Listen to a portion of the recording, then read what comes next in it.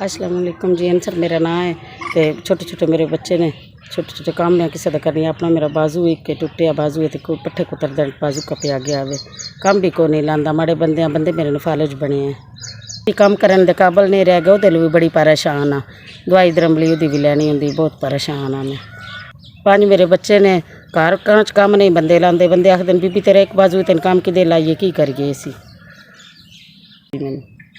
रमज़ान का महीना है, कार्ड लैके गया तो उन्हें आख्या थोड़ा जे राशन ही कोई नहीं आया।